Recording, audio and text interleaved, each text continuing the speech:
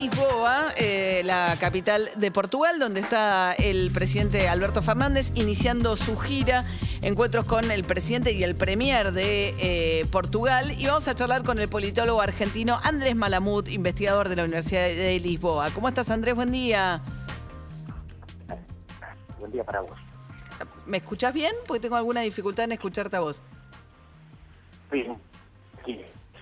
No, tenemos muy mala conexión. Me parece que Andrés nos escucha a nosotros, pero nosotros no lo escuchamos nada bien a Andrés Malamud. Vamos a cortar y volver a llamarlo. Es un destacado politólogo cercano al radicalismo, digamos. Él tiene una pertenencia partidaria. Yo fui compañera de la facultad de Andrés. De algunas materias hicimos juntos de ciencia política, pero después ellos siguieron estudiando de verdad y yo me dediqué a esto. Pero Andrés sigue mucho la realidad política argentina. Son muy interesantes sus análisis porque si bien además él tiene una afiliación radical, tiende a ser poco pasional en sus análisis, en el sentido de poco interferido por lo que querría ver, digamos, ¿no? Sino que es un analista muy fino. Y aparte me parece que es de los pocos que conoce bien Portugal, porque de repente Portugal se puso de moda, pero siempre la parte linda. Ahí está, Andrés Malamud. ¿Me escuchás ahora, Andrés? ¿Y vos? Ay, mucho mejor. Buen día. Gracias por atendernos, Andrés. Al contrario. Bueno, vamos por partes. Una es la idea de Portugal. Pareciera ser que al incluirlo en la gira tiene que ver con decir Portugal renegoció con el fondo y logró una renegociación exitosa con el fondo. ¿Te parece que es eso? Eso es lo que dicen, pero es falso. Portugal no renegoció nada. Cumplió estrictamente el acuerdo con la Troika, que no era solamente el fondo, sino también la Comisión Europea y el Banco Central Europeo. Fue un ajuste que se implementó del 2011 al 2015 y fue, depende a quién le preguntes, súper exitoso o súper restrictivo. Tuvo consecuencias tan grandes que muchos hablan de que después aumentaron los salarios. Los salarios no aumentaron desde hace 10 años. Lo que hicieron fue reponer lo que nos habían sacado, que en el caso de algunos empleados públicos llegó al 25% nominal. Así que sí, hoy Portugal está mucho mejor de lo que estuvo. No hubo no al fondo, al contrario. Fue cumplir con lo que el fondo pedía, ir más allá de la Troika, las palabras literales del primer ministro de entonces, y reponer lo que habían quitado. Pero reponer no significa devolver. Los salarios que nos sacaron nunca nos devolvieron.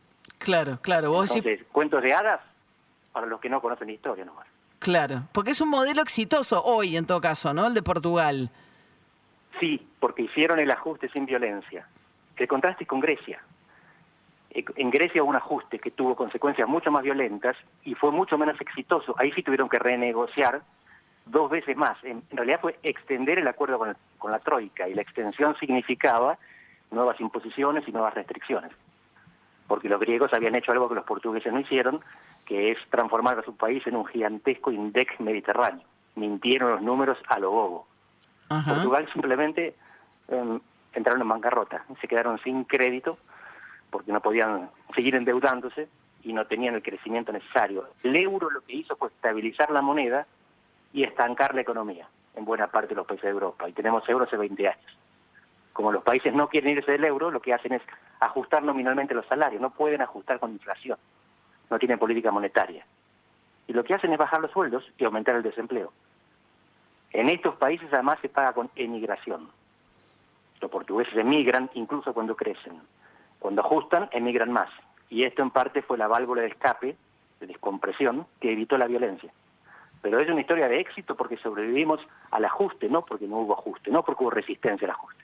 Claro, claro. Y dicho esto, que es el contexto un poco de la gira, ¿no?, de Alberto Fernández, donde va a buscar apoyo de estos países para que Argentina pueda renegociar el acuerdo con el fondo, también postergar el pago con el Club de París.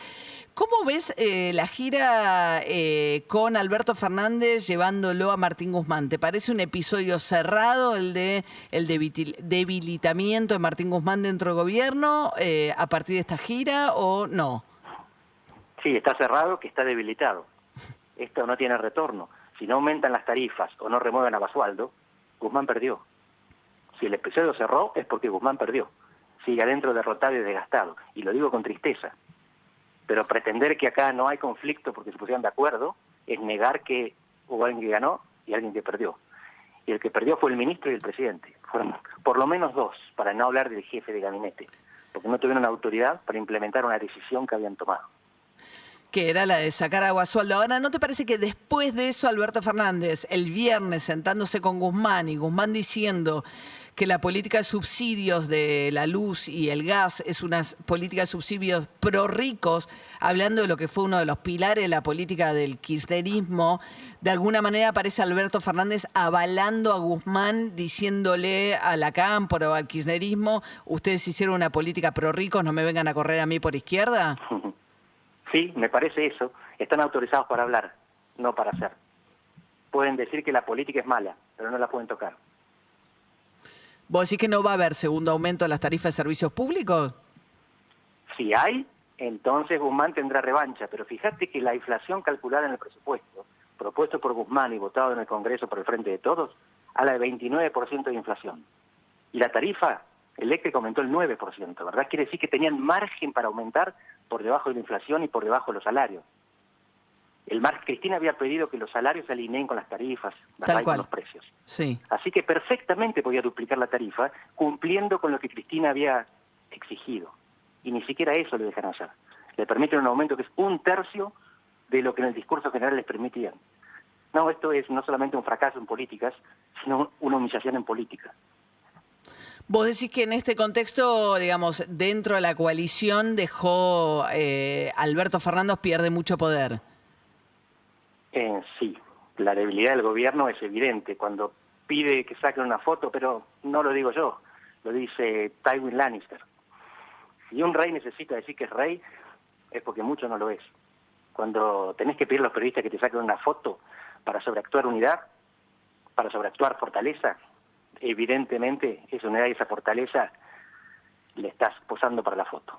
Sí, un poco le dijo también, ¿no? Habían contado, trascendió que cuando lo fueron a ver los sindicalistas la semana pasada a Olivos, Armando Cavalieri le dijo a Alberto Fernández, bueno, al final ¿quién manda? Una cosa así, tenés que mandar vos. Y Alberto le dijo, sí, yo tengo la plenitud, el ejercicio del poder, pero cuando te lo preguntan mucho también es una señal de debilidad. Así es, me parece que a esta altura ya no hace falta hacer el esfuerzo de disimularlo y tampoco tiene mucho sentido que se lo sigamos refregando en la cara.